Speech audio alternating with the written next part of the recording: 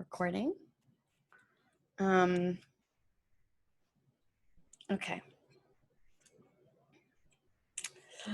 Today I'm talking to Lola Jean. She's a sex educator based in New York. Hey, Lola. Hello. How are you doing today? Not too bad. I mean, I told you I'm getting foster kittens tonight, so I'm kind of waiting for Christmas morning a little bit over here. Oh, it's going to be Christmas morning every morning. Every morning. That is so excited. It's so exciting. I'm really I'm giddy for you. That's they're going to be so little and cute. I know. It's scary, and I'm like, am I going to be a good mom? You will. Okay. They don't need that much attention. They really just need love and food. Yeah, exactly. That's why I like cats better than dogs. I know. I've got two sleeping on either side of me right now, and they're in utter bliss. I was reading this little training because they need to be socialized, and I was reading the training for cats, and it was do not punish them, don't scold them. The best thing you can do if you want to train them is don't pay any attention to them. And I'm like, I'm a kitten. Yep. Yeah, it works for humans too, turns out. Right? Really good advice. I love that. That's going to make your life so much better. I'm really truly excited for you. Okay, so I'm curious about your formative memories around understanding what work looked like, what work means, where you saw it, how it kind of came into your awareness. Yeah, I mean, if I think of my formative years, I think especially they were things that I had to unravel and unpack of stigma that was placed onto certain things. So mental health was something that was very hush hush. So if there were, people in my family who had bipolar or they were depressed, it was oh, that's a bad thing. They have to get better. So already that was seen as something that was shameful. So when I was put into therapy, when I was in third grade and put on medication, it was something's wrong with me.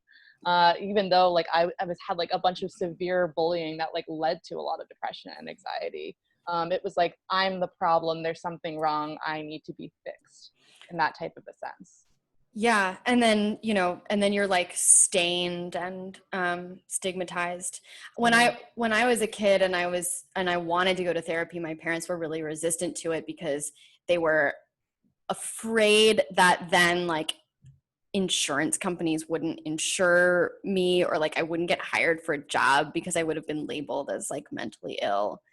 I think that's a really pervasive thing that we all still have to work to undo. How have you go ahead. I was gonna say, and the other thing too that's I guess more major now as well is so I grew up in Baltimore, and when I was younger, and I was saying I got bullied a lot around I mean, honestly, it was third grade through college, but it was really bad in maybe third through seventh grade or something like that. And the people that were nice to me and my friends were all Black girls. I was at all girls school, and I was white girls are fucking mean, Black girls are cool, and that's what my brain said. And there was this underlying light racism, I feel from my family and the world, and I kind of got plucked out of one school into the other, and in my head I'm oh, I know, I'll be friends with the Black girls again because they're nice to me, and I understand their culture because they were my friends for the past 5 years. And kind of having that those undertones of racism that weren't outright at all, it was underlying, but having that kind of projected and not understanding it because it was my friends. And also I probably fucking culturally appropriate a bunch of things because when you're younger, you want to fit in with your friends, and I want to what my friends and that type of a thing. But if I look back on me now, I was oh, darling. So both of those things were kind of confusing of understanding a lot of those pieces, I think. Yeah, it's true. There's a lot of cultural appropriation that I think happens with kids, that it's just, you mimic people that you you want to be friends with them. And so the ways into that when you're kids are the clothes you wear, the music you listen to, the media that you're into. So there's like two things that you just talked about Yeah. that needed to be like unlearned, I think. So let's Yeah. start with the first one, which is like the stigma around mental illness. Yeah. How have you undone that for yourself, that negative stigma? So, well, firstly, I have like such a wonderful relationship with my therapist now. I love her and I think she's so smart and just like so perfect. But starting that relationship with her, like we needed to kind of undo the distrust that I had around therapy first, and then like kind of after that unveiling like what was it's so funny when you look at like the big traumatic moment in your life when you're younger, because since your world's so small, the littlest thing can have this huge ripple effect. But because like it feels so stupid, but like it was this betrayal by my parents who were like, I was like, I'm having a horrible time, I'm being bullied, it's making me feel this way, and their solution was like, we're putting you into therapy, you've been bad. And then there was my mom was friends with one of the therapists she sent me to, and they would like, Ooh. yeah. And like my therapist now was like, that's very unethical. Yeah. And I was like, oh, okay. Like I kept feeling like I was the one in the wrong. So it was a lot to like heal that, forgive my parents, being able to talk to them like, hey, this thing you did wasn't cool. I know you didn't know better. But I had to heal that relationship and reestablish my trust in Mm-hmm. therapy. And it's kind of that like surrender. I'm also in Sex and Love Addicts Anonymous, and I can't help but think of the parallels of like the 12-step program within that too, of that like, you know, you are powerless and then being able to build back up from there. So it was a lot through my current relationship with therapy and understanding mental health. And like now I work at a psychiatry practice too, so it's everywhere and all around me as well too. But it was a lot of just like healing that, forgiving that, and kind of just finding my own relationship with it. Mm-hmm. Yeah, I'm seeing a lot of parallels in my own life, but Mm-hmm. I want to keep this about you. Mm-hmm. um, so, and then there was the undoing of like cultural appropriation and even like recognizing it as that. Can you talk about that a little bit?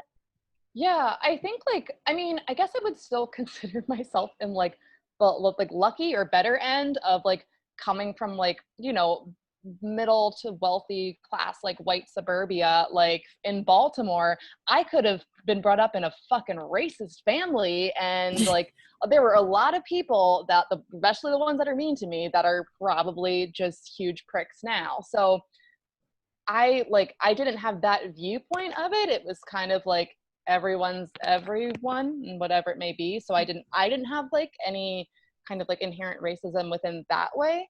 But it was more of understanding like, I mean, it's a lot of the people that I choose to surround myself around now who can like bring these things up to me and we can talk about it. Like one of my really good friends and like colleagues and partner in crime, like we were having a conversation about play parties or parties in general, and she was talking about how like, oh, there weren't a lot of Black people in the room. And I was thinking that like, oh, as an organizer, I'm just creating it for everyone. Like I don't even take that time to look and understand how do I get more Black people in the room. Mm-hmm. Because she's Black, so she has to think about that every time she walks into a room. I don't inherently do that, which doesn't make it okay. So I think it's just people bringing more awareness, but like I had like the starting like building blocks to that though in my youth, so that wasn't the hardest thing to traverse. I think it was more just trying to unpack both in terms of politics and race politics of my upbringing and family, and like things that like, hey, this wasn't okay, yeah, you didn't know any better, but you can't do that anymore. And like my family has grown because of it too, Mm-hmm. of Mm-hmm. like, you can't use words like fucks, you can't do that. Right, right. Mm-hmm. I just want to pause for a second Yeah. because your mic is clicking, and uh, I is it because it's moving? I think so. Okay. What's the best way to do this? It might just be because I'm moving around a lot, so I don't know if I can like put it in my bra strap, if that's helping. Let's try it. Okay. Okay. It seems better. Yeah. It Okay. was like when you were moving, it was Yeah. like, Yeah. okay, cool. Um, okay, wait. Now I have to find my train of thought again. Oh, Yeah. yeah. In terms of like organizing events and spaces and things, I think that like for us as white people, when we think about making an event for everyone, we're thinking about making it for white people. We just don't know that that's what's going on in our brains. And Mm-hmm. so what you're talking about is like bringing an awareness to the whiteness of my planning. Mm-hmm. Right? And like that I can't actually like in attempting to make something universally appealing, like that mission alone is flawed. And it's not going to be universally appealing if only I am creating it, because my idea of universally appealing is white. Yeah. And I mean, like in that respect too, I always like to say that, try to get those people in the room. And if you can't get them in the room or they don't happen to be in the room, like be able to like speak for them and represent them, like, and learn from them as best you can to do that. So that just because they're not there, that their voice is going unheard. Mm-hmm. And because I mean, with a lot of times, like I was working on a thing called the Good Guy Project that's now beyond the bare minimum, and it was like post Me Too era. How do we get like men to understand? And like we can't have women in the room at that point. Right. Like it's depending on what point people are at in that type of a sense. But yeah, a lot of that, like you can't do it on your own. You need people to at least like consult with and look over things and call you out and call you in, and review things with you. It's hard to do things in an echo chamber. Right. And we have to pay them. Mm-hmm. We have to pay them for their labor. Mm-hmm. And I would like to say payment can be accepted in multiple formats. So some people value Absolutely. money as payment. Some people value promotion as payment. Some people value like get me clients as payment. Like there's all different types of formats, and we all value that in different ways. I think sometimes we forget because we just think of money as value because we're in a capitalist society. Yeah, totally. Right. I mean, the exchange has to be like discussed ahead of time, Mm-hmm. but the exchange can be whatever the other person feels is like making it worth their time and Yeah, effort and energy. Yeah, exactly. for sure. So can you talk a little bit about the work that you do now? Yeah, it it keeps changing, it keeps adding more beautiful partnerships or things come up that are good ideas, but I find that like while my work started out very sexual at first, the more I get into it, the less sexual it gets, because it's like how do I get down that like Maslow hierarchy of needs and like fix people at their core or help them grow on their own to something that's like sustainable. And that just comes down to how do you be a good human? How do you understand these things? So a lot of feel like educators or influencers like tell people what you want, know your boundaries, explain your desires. And it's like some people don't even they don't know what it is, or they're stuck in the socialization where they think they know what it is, but they haven't unpacked themselves. So it's like how do I speak to those people? How do I get them in this process when they're not even ready for me yet? How do I reach them? Yeah, when So they it don't know that they need you. Yeah. exactly. So I mean, there's still certain practical courses that get people in. So like the squirting, the intro to squirting, the intro to pegging, dirty talk, and audio erotica and things like that. And then also kind of bridging the gap and normalizing sex work, but now it's becoming also sexual harassment education, Mm. confidence building courses, and then still certain things where you get into domination, but all of that still everything's based in psychology.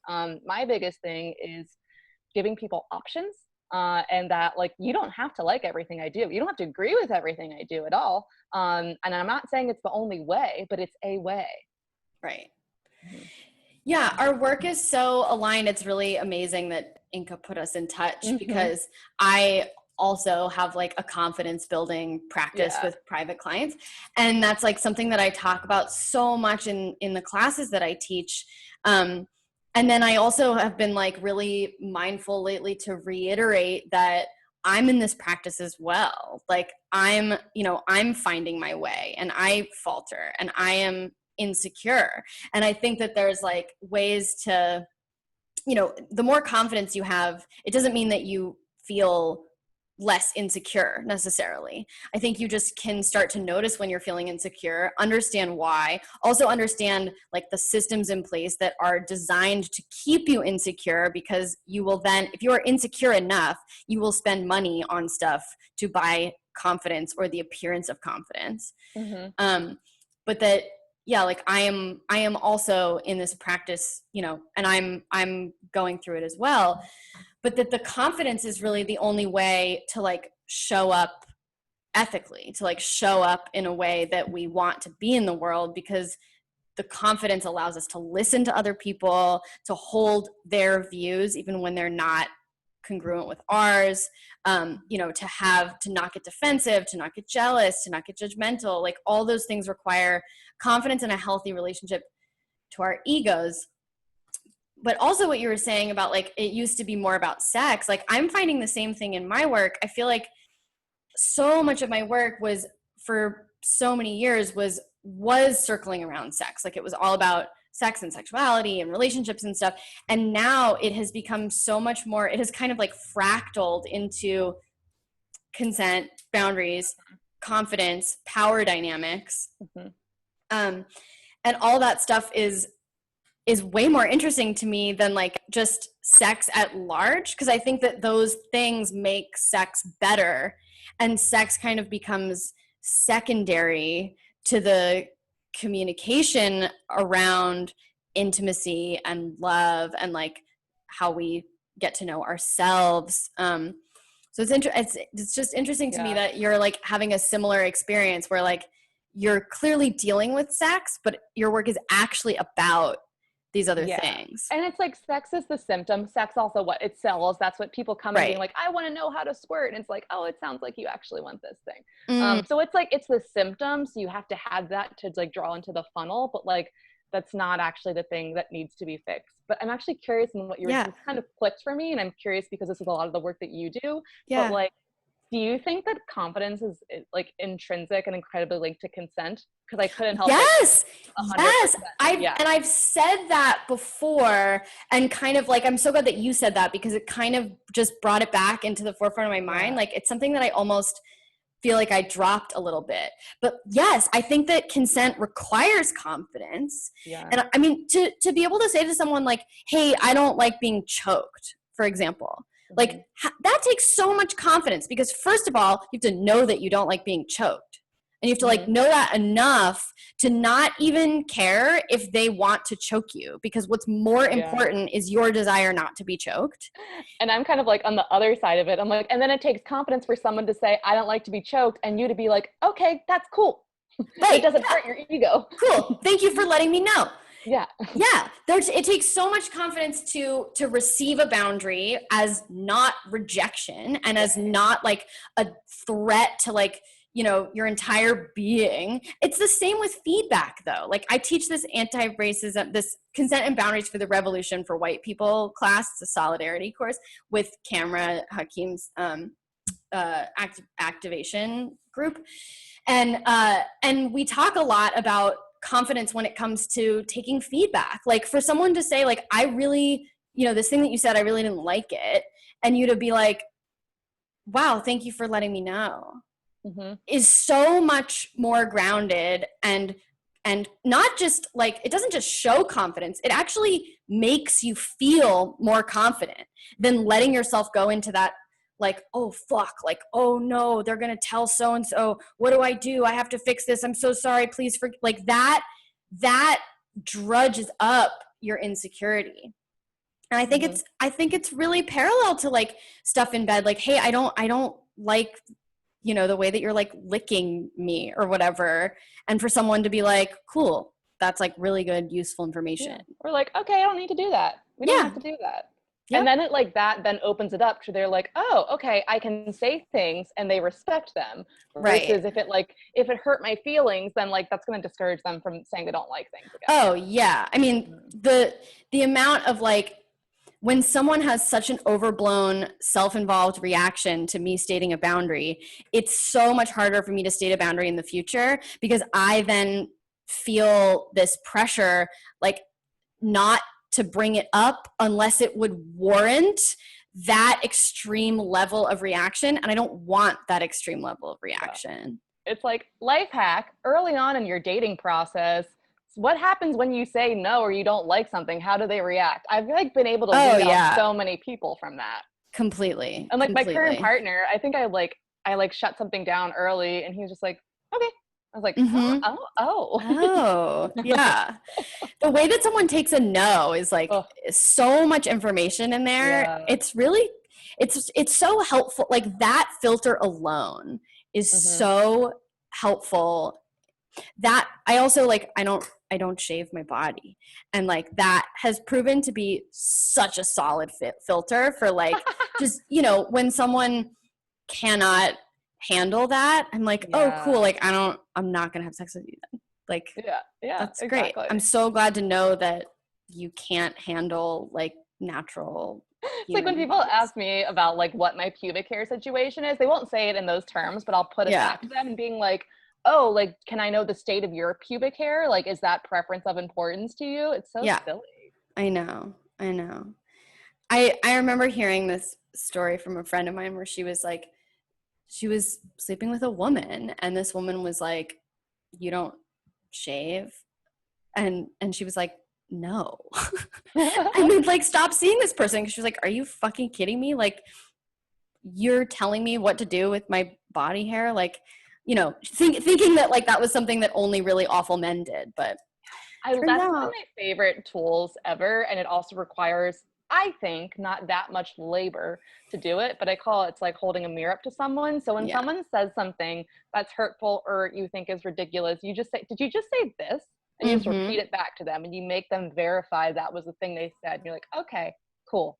Yeah, just checking, just making sure.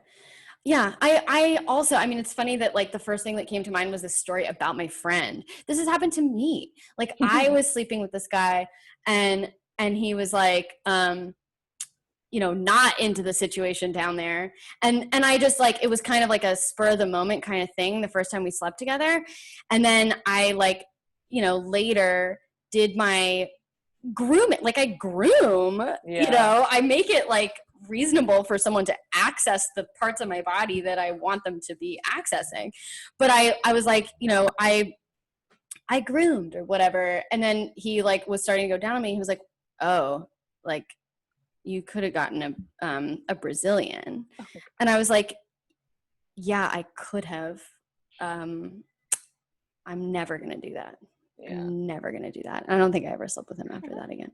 Like, I don't really give a shit about the state of my pubic hair. Like if a partner has a preference, I'm like, okay. But like, I still, if they're like, it has to be this way, cause I'm a brat too. I'm just like, no, I'm just gonna do whatever I feel like. Yeah. You can't tell me what to, but here's the flip side of that. And this is like where I'm like, am I a hypocrite? I'm not sure. I was then sleeping with this guy who shaved everything. And he was like, well, I do that because I don't like hair on the men that I sleep with.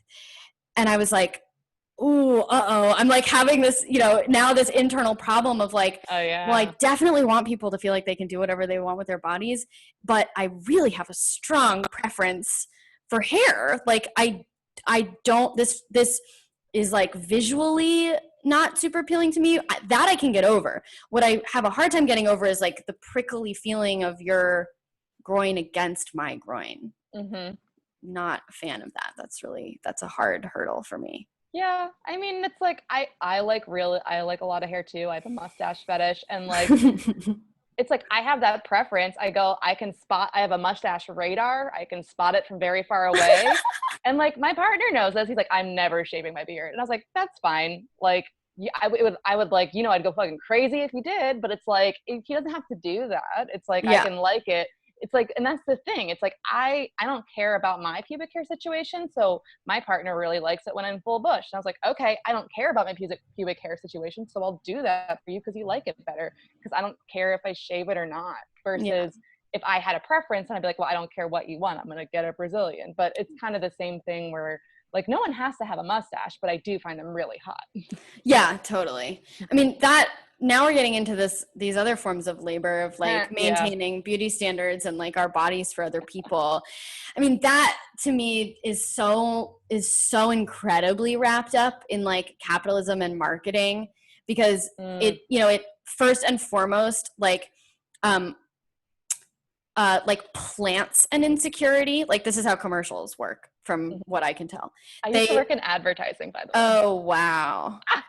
What I'm so curious about is like, did these conversations actually happen in terms of like, you know, did razor companies or yeah, okay, so let's stick with razor companies. Like razor companies, did they get together and say, we have to convince women to be insecure about their armpit and leg hair.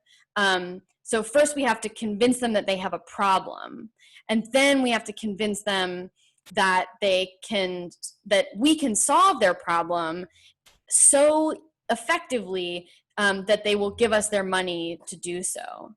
Um, but to me, it first and foremost begins with like with the invention of an insecurity and then the promotion of that insecurity. Kind of. So there's like usually two ways that it comes from. So one would be, it's a lot, most advertising is driven by data. So someone's going out there, they're doing research, they're doing focus groups, they're figuring out people's opinions on just like things surrounding that, not the product specifically. So there was probably something there where like, here's this thing that we found. How can we use this data point to expose something to create a need that makes people want to purchase it? So that's probably with razors what it was. And like maybe the similar thing of like market response to people thinking like, oh, well, why is this just a women thing or whatever it was. The other way that it happens is a disruption. So how do you disrupt like a market to then like, yeah, instill that need in people? Why do they need your product? Why should they care? What are you disrupting and how are you doing that? How are you inventing that new need or like reason to believe? That is, I think, what happened with razors, because women were wearing nylon stockings, Mm. and so razor companies were started advertising in a way that disrupted the nylon stocking business, by saying like, you know, you'll have the look of nylon stockings if you buy these razors, and Mhm. you know, then they won't run anymore, you don't have to replace the stockings and stuff. Yeah. Lazy advertising is just like, are you fat? Try this pill, blah, blah, blah. Like that's lazier stuff. When you get like to more high-end Mad Men kind of things, it's mostly like, it's very strategy based. Yeah. It's not idea first. It's usually strategy first. Oh, interesting. Mm-hmm. But wouldn't that be like to invent a product? No, so it would be like one of the agencies I used to work for, you had to write a press release before you to write that idea. And like there would be different strategies that the creatives would then concept on and write those press releases on. So the strategy behind it could be that like, hey, the nylon industry is this much money, and people are using this to achieve this. How can we create some sort of narrative so we can take some of that market? So Right. the strategy can be from research, like in surrounding the market. It can be within your product category. It could be against a competitor. What's the competitor been doing? How can we position ourselves against that marketing? So like, yeah, it's a lot more work and nuance. It's funny because like I went into advertising being like, I don't want to help people. I'm fine. Consumer America. Let's go. And I didn't think I wanted to go into a business of helping people. But I was just so bored creatively and mentally that I just left and was waitressing, and then I fell into all this shit. Yeah. Wow. Okay, I'm curious about this word helping, Mm.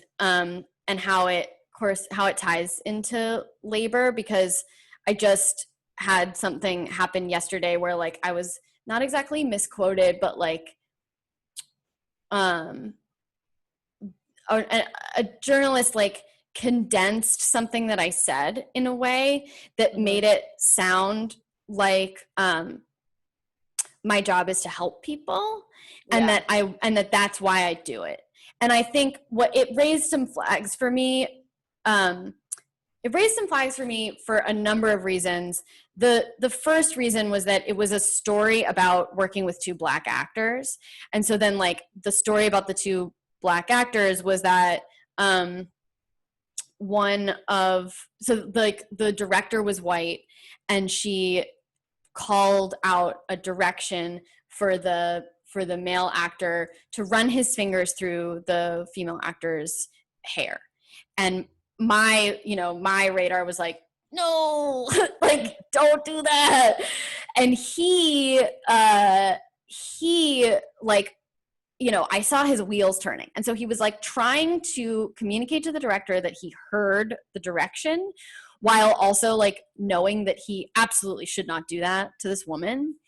And so what he did was just kind of like cupped his hand and like patted her head.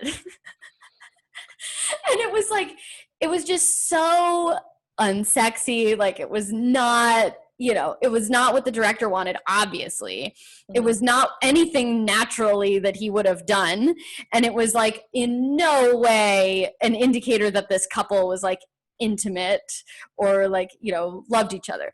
So at the time, I kind of thought, like, I don't know if this is really in my purview as like this position as an intimacy coordinator. And, like, I'm not like an anti-racism coordinator. Like, where is this line, and is this under my umbrella, and like, why, and how do I address it? So, later I understood, like, that's not how this couple would have expressed intimacy to each other. Like, so yes, it is within the scope of my job. And I should have said something, and I wish that I had. But so I relayed this to a journalist, and the way that it got like condensed made it sound like, first of all, did not tell the story of what I just told you. Mm-hmm. And then also like, the follow-up sentence was something like, you like quoting me saying, like, I wasn't sure if this was something that was like within the scope of my job, but I realized that it definitely is something for me to help them with, or something, or like I definitely should have helped them, or something. Mm-hmm. And it raised my like white savior flags, and like, and I just was kind of like, ooh, this is not, I don't think that this is like what I meant, and then but the other part of that issue is that like my job is kind of interpreted as this like unwanted help. Like, if you look at the Wheel of Consent, it's like non-consensual service is kind of like the way that my job is interpreted, because people are like, we didn't ask for you, we don't want you here, we don't need you, you're being like forced on us by the network. And that has only happened, I don't know, like on one show, maybe two, where someone hires me and then someone else is like, I don't really know what you're doing here. Like, I don't need you. Mm-hmm. And it feels like this like forced, like service is being forced on them. Right. So I'm like really, really sensitive to that word. Like, I want to help people. Yeah.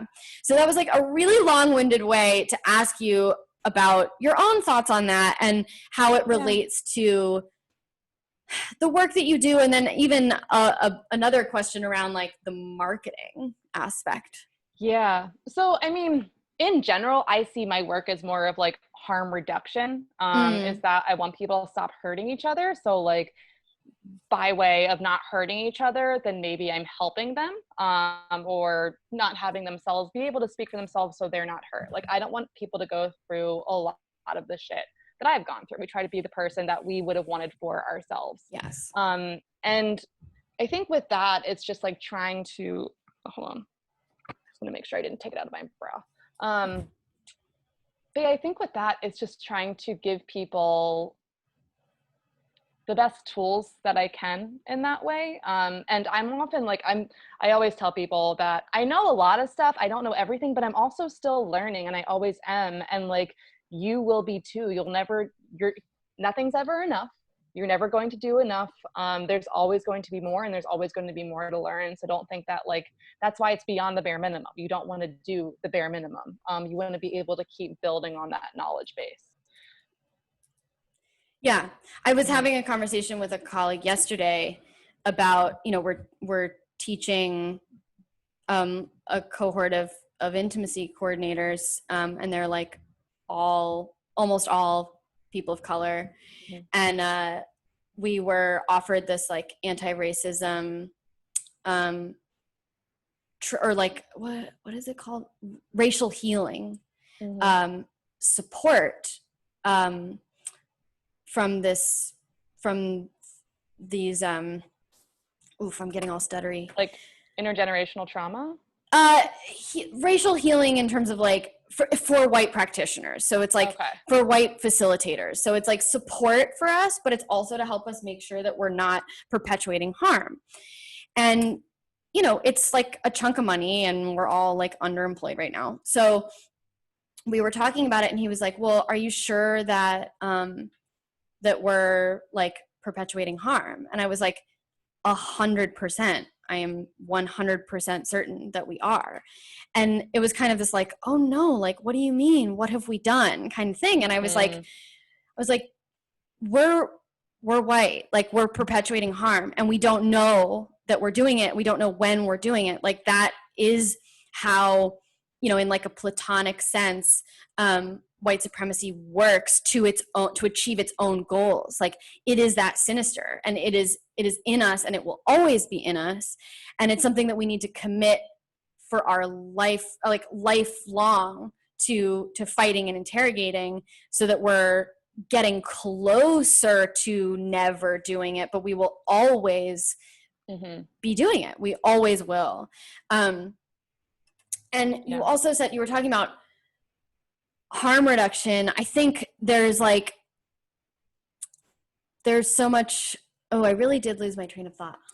There's another word that like, I think cause like with everything, like so many words that like catch on then just become diluted and they don't mean anything anymore. Like even like the word abuse is like, it's so subjective from person to person, that like a blanket catch-all can still mean so many different things.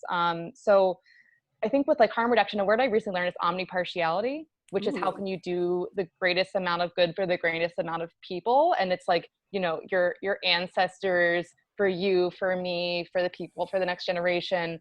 So thinking about in that term, it kind of makes it a more, because I think we can also look at harm reduction and being like, well, I'm trying to silence your voice so you don't harm anyone else. Right. Like, that also still kind of feels like you're trying to get like a punishment as well. And it's not a repair kind of a situation.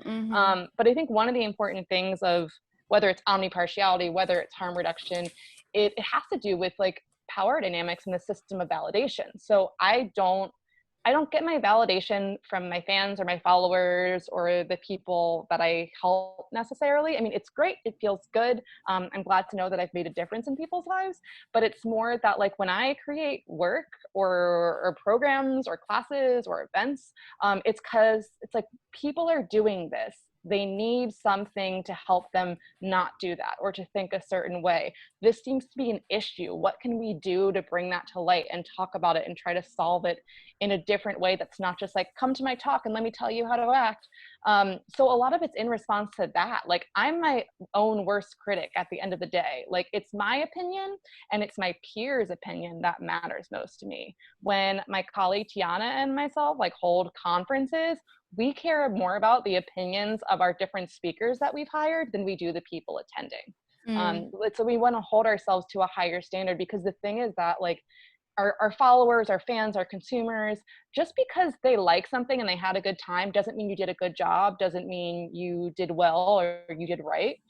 People like a lot of things, and it's like, well, they liked it, so it's good, but is it right? Is it up to your moral and ethic code? If you start doing things for the validation of others, that's not something that's sustainable. It's not a power that's sustainable. It's not a validation system that's sustainable. So it's not really actually to help other people. It's to help solve problems and get people to have different conversations in different ways. I don't want to guide the conversation to be very specific and rigid. I have to guide it so it happens in a certain space. So when we were holding pop-up porn cinemas, it's like, how do we help people have conversations around porn? How do we help reduce that stigma and get people talking about it? It's not like what's good porn and what's bad porn, because that's subjective and there's so many factors that are important to different people. But it's like, how do we expose people to more porn than the algorithm is? and how do we get them to Right. talk about it? So like that And was the problem. It's in my own good advertising brain. yeah, well, but it's also like, how do you then create critical consumers? Like, I think that that's Mm, a big part of it as well. And part of that, I think, is like understanding the systems.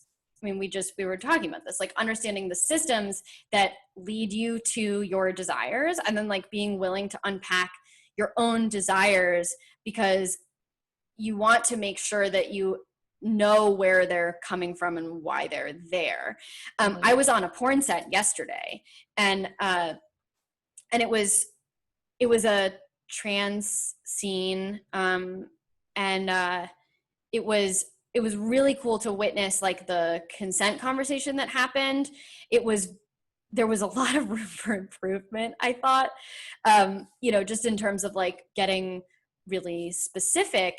But what it made me think was like, the moments that stood out to me were the moments that I knew were going to get cut from the scene. mhm, Like the amount of time that the guy in the scene was like jerking off before he came, right? Like they're going to cut that down to like a brief couple seconds, because there was a whole conversation that was like, how do you like, what position do you need to be in to come, and like, who wants to come first, and like how, what's going to be easiest for you. And then there was a whole conversation around choking, like that is all getting cut. And so the person consuming that scene is going to be like, oh, you can just choke someone whenever you feel like it, like, yeah, because what they're not seeing is like, it actually takes prep. They also, like, it was an anal penetration scene. So what you don't see is like the 10 minutes that we took to like loosen up her asshole, like you don't see that. You don't see that. You don't see the conversation. You don't see the compassion that it takes to like get her to that place, and the connection that the two people in the scene have, and like the trust that they have, because the scene was like a step sibling scene, and it was just like they just fucking go for it. And what you miss out on is like all of the intimacy and all of the care and all of the preparation and all of the consent. Like all of that just gets edited out. So if you're being a critical consumer, you're gonna watch that and be like, right, okay, so like I can't just like go for someone's throat or go for someone's asshole, just because that's what I'm seeing in these videos. Like mhm, what you need to do is then still have conversations with the partners that you're sleeping with to ask what they need. And I was yeah. just sort of daydreaming on this set of like the porn that I would want to make, where like you just leave all those conversations in. And some people do, Yeah. and it's also it's a shame because it's like you're like, I want that and it exists, but like a lot of people either don't know that it exists, or again, it's like if you use it for education and not entertainment, it's fine to be like, Yeah. oh, that's how it can look like. But yeah, there's a lot of things, even just of how serious it usually is. I like laughing when there's laughter in porn. Yeah. I like laughing in my sex, and like it took my partner a little while because he computes laughing differently, and I'm like, no, I need to do this. Yeah, like I'm not laughing at you. Yeah, exactly. Yeah. But it's like usually laughter means joy. And so Right. it's a good thing. Right. Mhm. Yeah, there was a moment on this set where like we got the lube out, and like of course that's getting cut. I just it was fascinating to be there. I'm teaching these classes with the Free Speech Coalition for performers and Mhm. directors. So I wanted to go. I was invited to like observe on this set. Everyone was so nice. Like I really was like sitting there being like, can I like pivot to this world and like make Mhm. this my career? But I also just was kind of like, okay, what kind of porn would I want to make? And the porn that I want to see is like more energetic. Are you familiar with the blueprints, the sexual Erotic blueprints, the blueprints. Yeah. erotic blueprints? Yeah. I'm Um, familiar. I just like I don't like subscribing to a lot of that. yeah, I don't really like quizzes that like tell Yeah. me who I am, but I did take the quiz, and I'm an energetic predominantly, and it like made a lot of sense. And I was like, thinking about it on the set yesterday, and I was like, Oh yeah, like the moments that really turn me on are like the moments where they are building tension and not necessarily, and actually like as soon as they were actually fucking each other, I was like, okay, like now I'm at work. Like now Yeah. this is like I'm a pro and I'm like watching this on the screen and I'm like, okay, like where's the best angle and like how to, blah blah blah. Mhm. But the moments where I was like, well, I'm gonna like think about this later, were like right as they were about to kiss, and then the cute little sounds that they made while they were making out, like those are the things that I'm like, ugh, that really gets to me. Mhm. Yeah. It could just be because we're touch deprived too, though, so who knows? Oh my god, I mean the touch deprivation is really excruciating. I've been doing like love spells and rituals and stuff to try to bring some of that into my life. I've had a dearth of any and all affection and intimacy. And now I live alone. Like I was living with my parents for a while, and they had like very strict rules around COVID. And I totally respect their rules and was very, very diligent and careful. And I'm still being very diligent and careful. But like if I were dating someone and we were like, let's go get tested so that we feel comfortable touching, like I would be comfortable with that. Whereas like my parents were just kind of like, no, that's like not safe for us. And so now I live alone, which of course is like lonelier in a certain way, but also very liberating in all these other ways. So I am like ready for some of that energy in my life. And I do believe that there's like safe, sustainable ways to do it. I mean, speaking of harm reduction, like I feel like that's been a huge issue in the way that we've been fed like media around this virus, is like from a public health policy standpoint, it's all about abstinence. And we have not been talking a lot about harm reduction. I treat it like STI tests. Like, how many people have I been in contact with? Yeah. When I get tested, what's the information that I know? I've been looking at the antibody scores of how they go down, of like, okay, what's my risk assumption? Because we all assume risk every day in our lives, all the time. If you've ever given an oral sex without a condom or a dental dam, you assumed risk. I've contracted gonorrhea from mouth to mouth. It can happen. Yeah.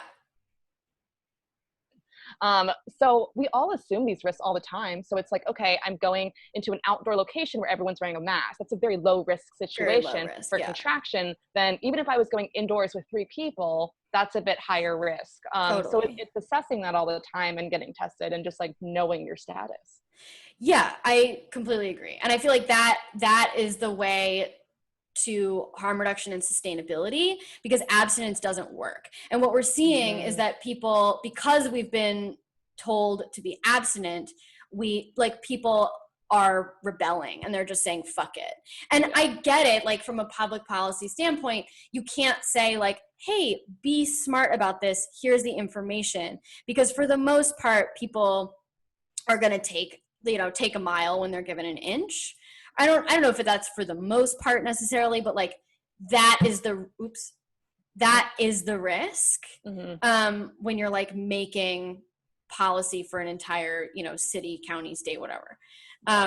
So I get it in that sense, but on a person to person level, like I think we need to be conscientious, critical consumers of media and conscientious, critical, people in the world, so that we are mitigating our risk, because eliminating the risk is not possible. And on top of that is that I think by being these like conscious and critical consumers, it doesn't mean like shooting the chef at the same time. It's like, how do we omnipartiality? How do we figure out how to create the greatest amount of good for the greatest amount of people? And instead of being like, this sucks, kill it, this sucks, kill it. Like, so this probably foreshadows what we're going to talk about, but Disclosure, the documentary on Netflix, it's about trans representation in media. It's so fucking well done. And I think it's like, you can put anything within there. You can say Black representation in media, women representation in media, gay representation in media, any of those things, and be able to see that. But like, they show people who fucked up and grew over time. Like Oprah didn't handle language of trans folks well, and now she does. Right, Katie Couric. Yeah, like, and I think like it's really important that like people are capable of growth and change even when they royally fuck up. Yeah. And where I have so much opinions about cancel and call out culture, and I think they have a place. I don't think we're always using them correctly, but and that's the kind of labor I'm so fucking down to do that so many people aren't. Everyone's like, too much emotional labor. I'm like, I have Yeah. privilege, and that puts me in a place where I can give a lot of labor too. And I'm totally down to do that. And it's being able to like sit with people and like receive them, and being able to provide them a care instead of necessarily an accusation in that way. Yes. And allowing them the space to grow. I mean, I think this brings me back to this point that you made about, or I don't know if you actually intended to make this point, but we were talking about confidence, and then you said something about, I don't know. And like, I think that saying I don't know is like, takes so much confidence, because we want people to think that we know what we're talking about, and like we want them to think that we're smart and that we're experts in what we do. And it actually it seems like it would make you feel insecure, but I think that there is a lot of confidence to be found in sharing with people that you're uncertain, or that you need to do more research, or that you are working on something, right? Yeah. Or that you're like, I know my shit, don't worry about it. Yes, like also all that. the different parts. Yeah, that is also important. We need to be able to like believe that we know what we're doing in order to like sell what we're doing. I think as like people whether you're on a pedestal, you're a public figure, you have a following, I think people find this need where if someone asks me a question, I have to answer it. And I have to answer it and be correct. And that's how so much misinformation is spread, because everyone wants to feel important. And when you get someone who says, oh, thanks, I love this, it really helped me, you're like, oh, I did a good job, even though you might be spreading misinformation. Because you're like, oh, I made someone else feel good. And that's how this whole cycle continues in that way. So it's part of it is that if there's something someone asks you and you're like, here's my best guess, I'm not sure. Or like I tell people, like, I don't have a degree in sexuality or sex ed, but I'm really fucking good at my job. And also those degrees are pretty bullshit, and we don't know a lot about things anyway. Like, case in point, I've broken science before. Like, so many things have been disproven. Also, science and research is run by white men. And it all sucks. So pretty much. But within those, it's like, yeah, there's things that I'm like, I know my shit on this, and yes, and then other things that I don't. And yeah, I think people respect me more when I've been teaching a pegging class and someone asked me about rimming, and I'm like, here's what I think, but honestly, I'm not an expert on this, and I don't feel like I have the authority to speak on it. Yeah, I mean, I find that so much more like admirable than someone trying to like bullshit an answer and like demonstrate to me that they are the, superior mind on a topic. Also, like asking for help, also like turning down work takes a lot of confidence, being like, you know what, I'm actually not the most qualified person for this job, but I could like refer you to somebody who would be excellent. Yeah. Sure. I'm interested in this idea of like all of these forms of I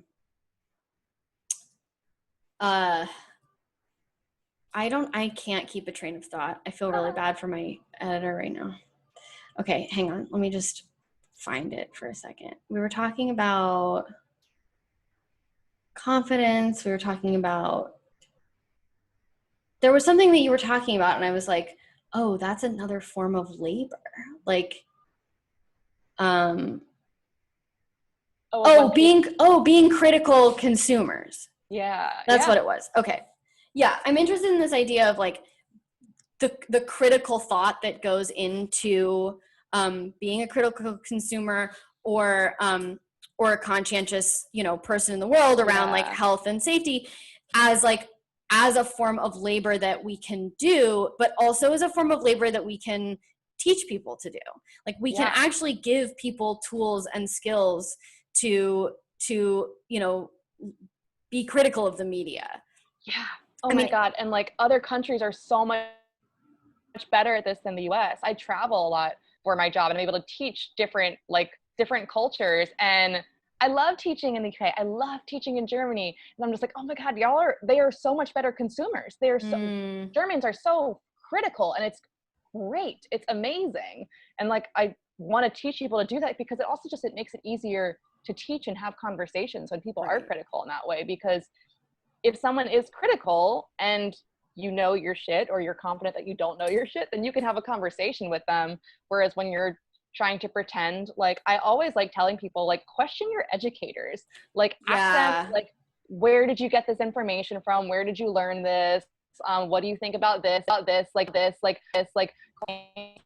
have a leg to stand on. And the best ones do, or the best ones will be like, here's what I think, but I don't know this. Here's where you can get more research from. This is only based off my experience, like those Right. versus like, oh, it's only based off this one research study with 10 people or whatever that may be. But Yeah. that's the first step, is just like questioning people, or like, how did you come up with this? Have you thought about the alternate side? Do you think this is the only way? Right. Is this based on your experience? Is this based on something that you read? Where is this information coming from? And as we, of course, like encourage people in our lives, or our students or our clients or whatever, to be more critical, we also have to model being able to take criticism, which I think requires a whole lot of confidence. Yeah. Yeah, exactly. And like, being able, I think it's also like, I think so much about performative allyship and white fragility, and how those cycle from within each other, because everyone wants to be like, this is like from when me and my parents were trying to reconcile with my career, and like I had an intervention from them, we went to group therapy, and then they were like, okay, we're better now. And it's like, no. That's not how it No. works. You have to work to accept me and like what I do in my job. And like now they've done that because I put them in a timeout. But like, I think that that's how the world is they want to be like, we're anti-racist now. We're good. Here, let me tell you all the different ways. Let me signal boost this. And it's just not that reality. Like, I don't call myself an ally, because like, it doesn't matter. I either do the work or I don't. I don't need people to recognize it. I don't care. And I think a lot of people are just hiding behind that because they don't want to appear in the wrong. They don't want to be bad. They want to be the good guy, Yeah. or the good person, and they can't possibly fuck up. And the danger of that is, for those people who can't take that criticism, when that happens, they're less likely to acknowledge that they caused harm, that they fucked up, and that can damage people worse than the thing you did in the first place. Oh yeah, for sure. Yeah, the word ally, I feel like, needs to go. It needs to be retired. Yeah, It's does. not, yeah. I mean, it has All these words. Yeah. It has always been a word that I felt like I didn't want to use, like, self-referentially. It always seemed like something that someone else should be calling other people, like I shouldn't be like, I'm an ally. But now it's just gotten so diluted. It really needs to go, I think. That's the unfortunate thing with all of these different things that start out great, is they do get diluted. Like, a reference I use that, it's like the word organic used to mean something. I know. And now it's just like a descriptor for everything. Yeah, I mean, I watched the word organic, like that trajectory, and then the word gluten-free also took the same trajectory, where like now, there's like things at the grocery store, like this banana is gluten-free, or like this sugar is like says gluten-free on it. I mean, I'm making up the banana one, but the sugar one is real. Like, you buy like a box of sugar and it's like gluten-free, and I'm like, what the fuck do you think sugar is made out of? There's one ingredient in sugar. It's sugar. It's cane sugar. Like, that's what it is. But it's marketable. Like, marketers grab onto a word like that, use it. Feminism. The same thing happened with feminism. The same thing happened with the color pink. The word ethical. Yeah. Free trade. Fair trade, not free trade. Fair trade. Yeah, you stamp these words on things and people are like, ooh, I'll pay more for that. The color pink with like breast cancer awareness, it just, you make anything pink and you can charge more money for it. People think it's for girls. It's infuriating. You were talking about something, though, that I didn't want to lose. I don't remember. Before allyship? No, I really wanted to ask you. It was something about your work and your parents, and like them getting to like accept who I was, and I put them in timeout. Yeah, well, I mean, that's labor that you made them do, which is cool. No, I was like, there was something that I wanted to ask you, like, as my last question before we wrapped up. Fuck, I don't remember. Wow, that sucks. My brain doesn't work so Yeah. well these days. I mean, I'm also happy to talk about, like, this is something that's like fresh now, but I'm going through like an accountability process. So like one of the Cool. conferences that I held with my business partner, this was like right after George Floyd got murdered, but it's something we've been planning for a while. But it was a conference on desire, and we hired a colleague of ours to do a talk about race play, or like what happens when your desires conflict with morality, because Mm, we had like a psychologist on who does like studies on fantasy and desire. That's like when you try to ignore it, the thing, instead of unpacking it, it compounds and it right, just becomes more pervasive. Because it's not to say like all of your fantasies aren't necessarily valid, or a virtue. You have to unpack like, why does this exist? right, So kind of like when you're saying abstinence isn't like, it's not working. You can't be like, don't do race play anymore.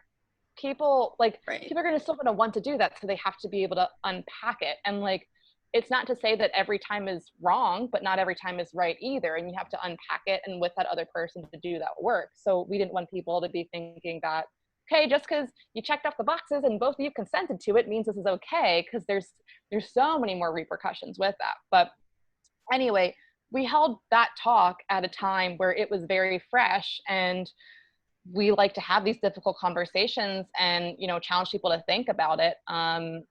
But it was something where we got called out afterwards for having an event where race play was discussed, very fresh into this racial injustice uprising. And that's something that like we've taken that very seriously. We've taken time to use our accountability pods, which like both for this and COVID has really just made that more prevalent and evident to me of like how important that is. Where like I was saying, I don't get my validation from other people. Especially I have like a core group of people whose opinion matters to me, who will be critical of me and they'll call me out, but they also want to like, they support my growth. So like they have investment in me, but they're also not like yes man or yes women or yes people. So that's something that like my business partner and I have been going through of like, okay, how do we learn from this? What do we put in place? What are different precautions we can take? What are things that we can do? How do we like provide this to the community? And then also both of us are like, and if people have lost our trust in us, if they don't like the fact that we have this, like you don't have to stay with us. Like that's the beauty of consent too. It's like we understand like what we did. We understand you know, and it's hard too because a lot of it is like within the call out, it's hard to address it without buying into every other accusation they've made, which might not necessarily be accurate. Um, but that's something that's been, it's been hard. It's been a struggle, especially as someone who talked about cancel and call culture well before that. It's hard, like when that happens, of feeling like, am I a bad person? Did I go through this? I'm trying to do this good and I caused this harm. What does that make of me? Like, and then feeling guilty because I'm just like, I don't even fucking matter in this. I'm a white person. Like, none, like, I don't have any right to even feel sad or feel upset. So it's like cycling through all that. Like, it's, I'm going through this whole process too, and I'm like more than happy to be open about it. But it's really hard right now, and I think it's the hard with like an election upcoming is people are not willing to have difficult conversations, which is like kind of what my whole job's about. It's a difficult conversation with sex. It's a difficult conversation with race. It's a difficult conversation with consent, with family, with any of those things. But in order to understand what's right and wrong or what's ethical or not, or what's fair trade and gluten free, like we have to have these conversations, and we have to be able to sit in discomfort and sit in the difficult and know when we have to remove ourselves from that discomfort, but we have to be able to sit in it too. Is the ask though that you just don't talk about race play?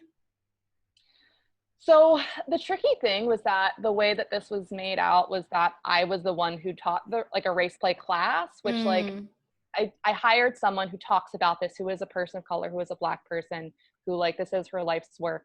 And like my co-organizer is a Black person too. Like this is a thing that's been discussed for a while. I think the ask is more just that we caused harm by also we didn't put enough warning surrounding it. It was known that that was going to be a talk that was happening. We could have done a lot more build up to it. We could have placed a lot more outs for people. We could hire an emotional support, excuse me, we could hire an emotional support person. We could hire someone who's trained in anti-racism to consult with beforehand. Mm. Like there's plenty of things that we could have done to not trigger people as much, or to reduce harm in that way. I think it's unfair to say like don't talk about race anymore, because that's all we're doing right now, and we should continue to. I feel like I'm actually not talking about race enough. I feel guilty when I do a sex class now. It's like that's not important in the world as much right now. I should be doing other things. It's just, how do we go about it in a better way? I still think this is an important conversation. I think we could have framed it differently. Mm-hmm. I think we could have led with an apology. I feel bad that we didn't do that. But there's plenty of coulda, woulda, shouldas, but it's that like we're learning from this, and people don't have to forgive us. But I think it's also about wanting to be transparent with like, here's what happened, here's what we're doing. We're not trying to hide from anything. We don't need you to think we're good people. We're just going to try our best for us. And then hopefully we because if one person spoke up about being harmed, there was probably other people that maybe felt similarly or didn't feel good. So it's learning from that and what we can do. But then also, I think it's also creating these like murky waters where it was, set as a race play class, which it wasn't, and it wasn't a class, it was a talk, like an academic talk. So how do we then also clarify that? Because if you went into this thinking that me, a white person, held a race play class like a week after George Floyd was murdered, yeah, I'd fucking cancel me too. Yeah. And I hands down. But that's not what happened. But also, it doesn't make it right. Yeah. There's still areas where we fucked up. And I think it's important, that process of learning from it as well too. And that's why it's also, these details are important. I think it's like, yes, we believe survivors, but you can still believe survivors and then look to understand things more. If someone's like, this person abused me, and I can say, okay, what was the abuse? Because them firing them for not doing work is going to be different from them physically abusing them, is going to be different from them using their race or ethnicity or gender or sexual identity against them. Like there's all these different layers of it too. But regardless of it, I mean, I have a whole class or a talk on cancel culture, because there's so many layers of it, because there are times it's appropriate. I just think we're jumping to it too quickly without giving room and giving people the option to show up in that difficult conversation. And like the more we avoid that, it's not going to be, I just really wish we could. It's just not going to be good. We can't keep avoiding those things just because they're uncomfortable, like rejection and criticism. We can't keep avoiding it. Yeah, I know. We have to build our capacity to take it.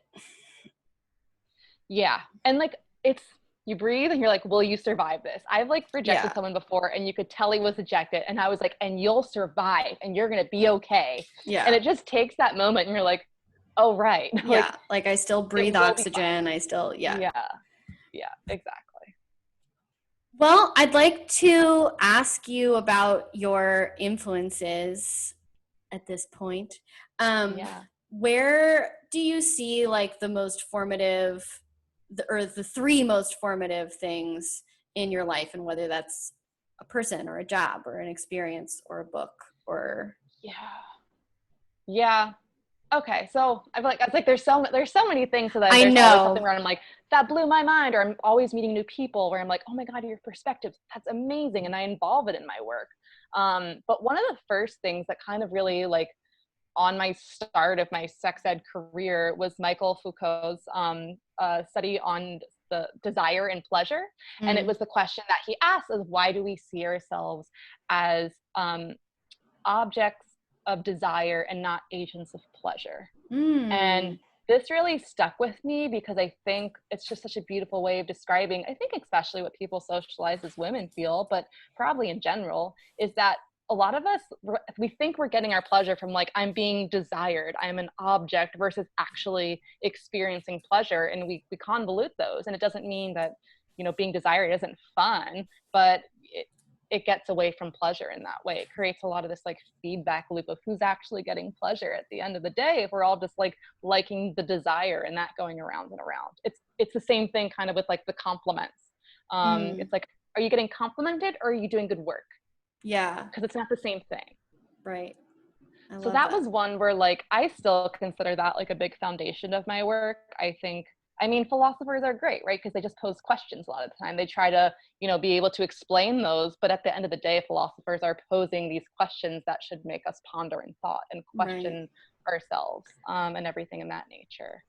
I think one of the big formative experiences within my life that like switched things was when I met an individual who was like the first person I felt like that accepted me for body and mind, for sluttiness, and for who I was, and like all of these pieces. And it was amazing and gorgeous and wonderful. And then he broke off with me right after we had sex, which was like, I remember I was just like, could you not do it right now? This is like, this won't get done in therapy. But it's also like having to get over that, forgive that. I've since been able to like talk with him and really heal through that and let him heal through his shit as well too. But it's like, that was really tough and difficult, but it also like gave me a lot to work with. I was back on my own again, and it wasn't relying through another person to explore these things. And it really just kind of gave me a kick in the butt because I romanticized relationships. And I was like, I'm not going to keep waiting around for this thing that society told me I'm supposed to. Like, screw this shit. So that, I mean, it was definitely a big turning point in my life, in both my career, my sexuality, really just everything. So I ultimately have to thank him for that. And I guess I also have to thank him because he made me realize I was a squirter, and like now that's kind of what I'm known for. So thank you to Snackwell. But yeah, and then I'm trying to think of like, there's so many different pieces of media that stir thought and make me think. And like the one of late is Disclosure, is that documentary on Netflix. And I think within media, we're doing such a better job of questioning things, of like funding small filmmakers, of letting things be seen. And the role of media is so important in everything, and for everything really. And I think what that film does a great job of too, of not only just being made, having it be revolutionary that was made and accessible, but of the story that it tells, and of the importance and the role of media. And again, it's about trans representation media, but you can insert anything into that and it's still the same thing. And I think a lot of the time when it's like, yeah, it's entertainment, it's not education, but it still has an impact and it still is important. And it's not that everything has to be tied a nice bow and it has to all be like following guidelines and be ethical, but it is the diversity of media that we consume, and the diversity of roles that we see certain people in is so important. It's important for little girls and little boys and little people. But it's like, I think that film at least encapsulates all of the other wonderful pieces of media that I have seen and consumed that question things. Like I said, I'm a huge brat, but like it sends off my red flags whenever I see anything or any person who is like, this is the way, this is the one way. I'm like, well, it's not, nothing is. So I already don't trust you. Right. So I like other pieces of media that question things, but don't necessarily give us an answer, because there aren't always answers. And things are subjective. So we create our own, but they can guide us to the water, but they can't show us where it is. I love Disclosure in the context of this conversation that we've been having too, because Disclosure actually encourages, if not teaches, its viewers how to be more critical consumers of media. Yeah. And honestly, like that's the one piece, because we're trying to be like, solve the media, but it's like, yeah, if we make people critical consumers, like that's getting more at the core, at the foundation. You're not like shooting the messenger necessarily, but like just even in my experience of like teaching people that are more critical, like it's so much easier because they're already questioning things. So they're not like buying into things that don't make sense that I have to undo and then like teach them how to be critical consumer. If we can do that, oh my God, I know. the things we could solve. I know. I mean, we would not have our president for sure. Right? Yeah. It's just, yeah. And that's what it is, where it's like, you don't have to listen to me. You don't have to listen to me, but like, learn how to be a critical consumer. It doesn't mean you have to like either of us. You can choose to, that's fine. But like, be more choosy of things. Also, I just wanted, I'm like in the middle of it, but like the antithesis of disclosure kind of is Unwell on Netflix. And the thing with that that's so beautiful, I'm only halfway through it, but like you can't defend one of those things without defending them all. And most of them are whack a fucking do. And it's just, they're so cultish and they're people that are just desperate and will believe in anything. And it's like, you can't defend ayahuasca without defending using essential oils and fasting to cure cancer. So it's like, you know, you can defend it all you want, but there's a common thread. I'll have to check that out. That sounds really interesting. It's really good. I feel like I can't say it because so much of my community buys into that bullshit that they're just gonna be like, how dare you? And like, well, but it's like, that's my opinion. Yeah. I mean, I think you can defend essential oils and fasting for curing cancer. There you go. I mean, some people are going to say that it works, so I don't know. I think it's like, you can't defend it without defending all the other things. Yeah. That's the beauty of it. I'll check it out. That sounds cool. Yeah, it's good. Well, Lola, thank you so much for doing this with me. It was lovely to chat with you. Great time. Thank you. I'm glad.